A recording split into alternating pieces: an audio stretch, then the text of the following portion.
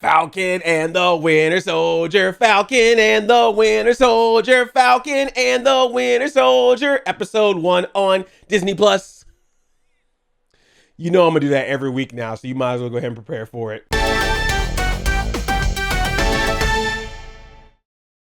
What's up, it's Andre, and yes, we got the first episode of The Falcon and the Winter Soldier. Spoiler alert, this will contain spoilers for The Falcon and the Winter Soldier, episode 1. You have been warned, spoilers. Oh my gosh, the show right out the gate. Oh, you thought WandaVision started off slow, you all complain about that. Well, we're gonna show you how fast we can get in a show. Oh my God, so they have this soldier that's kidnapped, he's on this hijacked plane, and Falcon's on this mission to rescue him, but he's got to get him out in time because the plane is about to fly over Libya. And if they go over Libya, then the military can't go over there and do that because of international jurisdictions, all that stuff. You know, the typical jargon. And man, Falcon, who's always been awesome, shows it up. He got Red Wing, his little drone coming out, opening up sides of planes. He's jumping in. His wings will let him fly. There'll be a shield for him. They'll knock bullets back, hit people, push people out of the plane, falls out of the plane, flies around the plane. Then they try to get him. They do with some freaking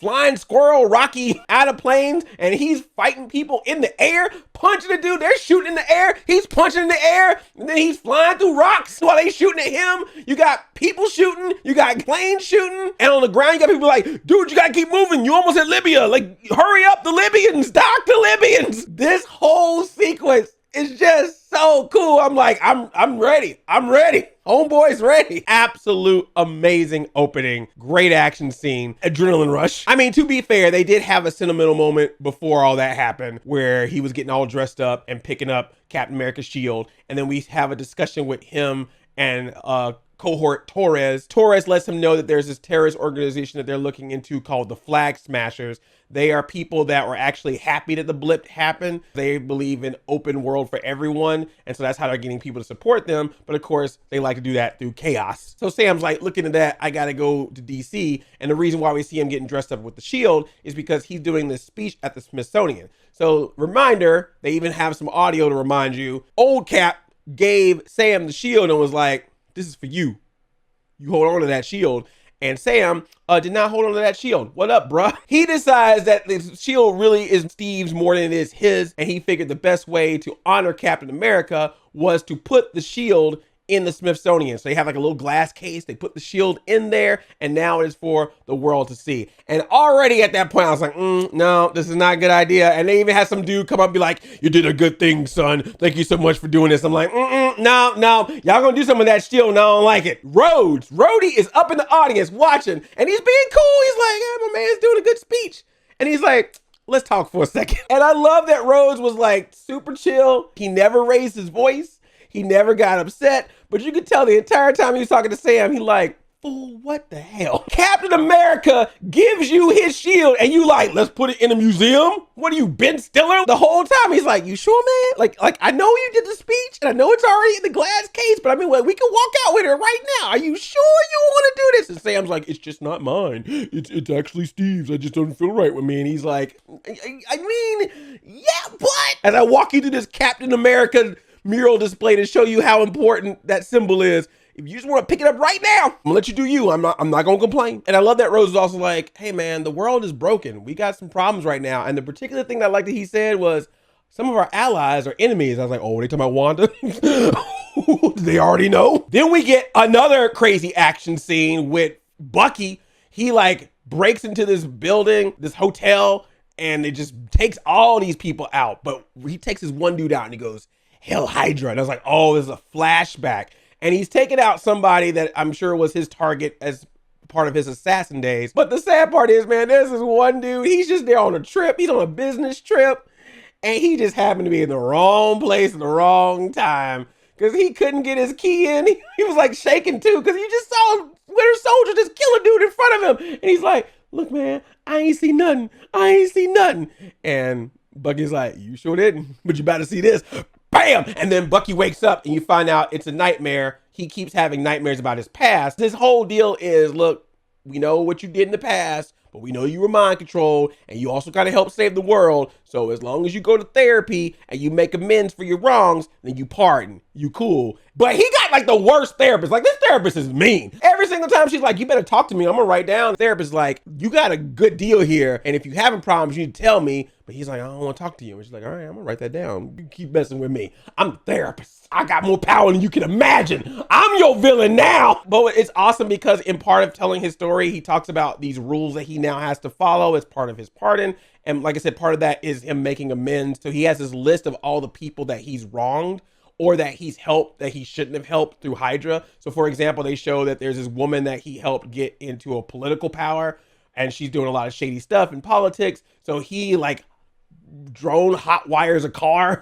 So he's actually able to control the car. And I love that after he traps his woman in the car, drives the car around and she's all freaking out, that he like comes up to the car, is like, hello, I'm not the Winter Soldier anymore. My name is Bucky Barnes, and I'm here to make amends. So you're going to get arrested right now. Hope you're okay with that. I feel better now. Bye. But of course, he's done a lot of wrongs when he was mind controlled. So he has a whole list of people. We actually see a list. And if I remember correctly, I think Zemo's name was on that list. The therapist also checks out Bucky's phone. Is like, you ain't responding back to any of your friends. You need to stop being a loner because that's going to make things worse for you. And we realize that Sam has actually been trying to reach out to Bucky multiple times, but Bucky has never responded back to him. We also find out that Bucky is friends with this old man that lives in his neighborhood. They actually go out to eat lunch together. The old man is like the perfect wingman. Like, this dude, I want to hang out with him because there was this waitress that was at the restaurant he was at, and old dude was like, hey, you need to go out with my man Bucky here. And Bucky's like, whoa, calm down, grandpa.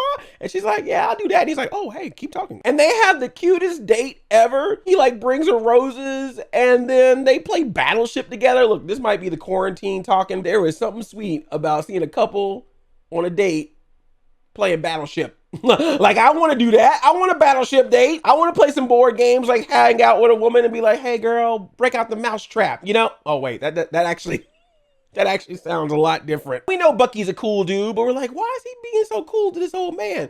Well, throughout the course of the episode, the whole time they're like, oh yeah, his son went on this trip a few years ago and they just said he was in the wrong place at the wrong time. They know he's dead, but they don't know what happened to him. And Bucky's always like, and I was like, wait a minute. When he had that flashback, when he had that nightmare, there was a random dude that was trying to get in his hotel room that wasn't supposed to be there. And Bucky went bang, bang, bang. He can't be. And sure enough, Bucky visits that old dude, opens up the door, and you see this nice shrine to that old dude's son, and you see that picture of the son, and yep, it's the same dude. The reason why Bucky is being so kind to this old man because he's lonely is because Bucky killed his son when he was mind controlled. I'm like, oh my God, this is episode 1, Falcon and the Winter Soldier. You can't give me this much trauma yet. Damn, we just got started. But Sam is dealing with his own stuff as well. He goes back home and hangs out with his sister. They have this boat that their parents used to own, but now they own. But the sister is like, look, I'm running out of money, so we're going to have to sell the boat. And he's like, you can't sell the boat. This is like the family boat. She's like, you ain't been around. When our parents died, you went off to save the world, both in the military as well as an Avenger, but you kind of left us behind to deal with our own stuff, and we ain't making that much money. And then the blip happened, and we definitely hurting after that. So we got to sell this boat. And he's like, look, you make some good food. We got this boat here. Let's get a loan and we'll be good. So the whole time I'm watching Sam's sister Sarah talking about she ain't got no money to afford this boat, I'm sitting there going, wait, your brother is an Avenger. Because at first I was like, well, maybe she just got a lot of pride. She don't want to take Sam's Avenger money. She wants to do it on her own. He definitely got money. He's an Avenger, right? Right? Avengers got money, right? So Sam's like, look, Sarah, let's go get this loan at the bank. They go to the bank. I love that the guy was like, I feel like I've seen you from somewhere before. Did you used to play football at the college? I was like, I have been a part of this conversation before. But then eventually he's like, oh wait, you're the Falcon. Okay, you're one of the Avengers. That's great. And he's like, cool, can I get a loan? He's like, nah. I was like, wait, what? A revelation is made. Avengers don't get paid. I was like, what? Because that's what's funny. The guy that they're trying to get the loan from is really like, well, you're an Avenger, so you definitely got to have some collateral, some money. You work with Tony Stark of all people. And he's like, nah, man, a lot of our stuff is pretty goodwill. We don't get paid. I'm like, how do Avengers not get paid? You are working with Tony Stark, rest in peace, one of the richest people in this whole universe. Also, Stephen Strange, I believe, got some money too. You had S.H.I.E.L.D. for a while. I know they kind of, fell apart, but I'm sure there was some funding there. Don't you have some collateral from the past 5 years? He's like, dude, I was gone for the past 5 years. Because I didn't remember that. I was like, wasn't Sam one of the blip ones? So yeah, that's why he ain't got no collateral. He ain't getting paid as an Avenger. He disappeared for 5 years. Look, I know some people get all, oh, Andre, don't talk about race on Black Nerd Comedy. But I'm telling you, man, there was something real I felt when you had someone who was a freaking Avenger, but yet still black man can't get alone. I was like, God dang, you just can't catch a break. You could be a celebrity, actor, singer, dancer, influencer, Avenger. You could marry a prince, and still, if you black, you gonna have some problems. Somebody gonna tell you no for some reason. God dang, this brother saved the world and can't get a loan for a boat. What the hell? A boat! He ain't even trying to get like a mansion. He ain't even trying to get like a piece of land. He just wants a boat. And they even try to use the blip as an excuse. Well, since all these people came back, they all wanted money. And then after all that, this mofo got the nerve to ask Sam Wilson for some selfies. Hey, can you take a picture with me with your arms out like this? Even Sam was like, what the hell, dude? It's funny because it hurts. All they want is a boat. Give Sam and Sarah their boat. They just want a boat. Is it good to be an Avenger? Because it's like Wanda went through all her shit for the past 9 episodes, and now brother can't get a loan. Bucky's having nightmares, and now we gotta deal with these terrorist flag smashers. And they ain't even regular terrorists too. Like they do this whole like flash mob thing where they run around with their mask on so they can try to steal this money. But Torres goes undercover to try to stop them. And then we come to find out, they ain't just regular folk. Like some of these people got a little super in them. This one dude like breaks him up. Like he don't die, Torres still alive. But he got hurt pretty bad. He slammed that dude down and just went, pow! But luckily, Torres had a phone on him and he was recording the entire time, so they were able to get footage. And it's weird because there's one part where Torres is like, Sam, you don't think that could be, and they stop the conversations. I'm like, well, who could be what? What? Finish your thought. But I'm sure we'll find out later. You remember how Sam gave up that shield, right? He's like, I don't want to be Captain America. It's not for me. I'm going to put it in the Smithsonian where everybody can see it. That shield was not in the Smithsonian 24 hours before there's a news program where I think it was the same dude that was all like, thanks for putting the shield in the Smithsonian, comes up on TV and is like, the world is in turmoil. We need the right symbol, the perfect symbol to get people's hopes up again. I got permission from the Department of Defense. I got permission from the Commander-in-Chief. Ladies and gentlemen, let me introduce to you our new Captain America. And this random dude that we have never seen before gonna walk down holding the shield, holding Steve Rogers' shield like he earned it, and it's all like smug face like, hey, what's up? I'm your new Captain America. Wink. And I'm like, what? And they stops right there. And I was like, just for that one brief scene. I'm like, dude, I don't know you, but no, this does not work for me. The costume department on this show does a really good job. But I have a feeling that they were given a challenge of try to make the best homemade looking Captain America suit you can, like on purpose, do it. Mission successful. I mean, this dude walked out in that Party City Captain America suit with that freaking smug face. It's like when you hire a character for a birthday party. It's like when you go buy a Halloween costume and they can't use the actual name. It's like, this is Captain USA, General USA. This dude. I'm ready for this show.